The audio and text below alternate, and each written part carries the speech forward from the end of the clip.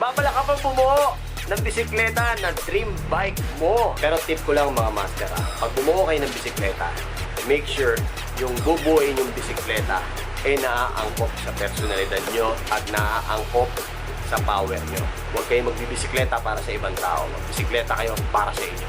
Bumuo kayo ng maayos na bisikleta, bumuo kayo ng magandang bisikleta dahil yun ang gusto nyo. Hindi dahil gusto ng ibang tao o hindi dahil gusto nyong ipagyabang sa mga tao na mamahalin ang bisikleta nyo.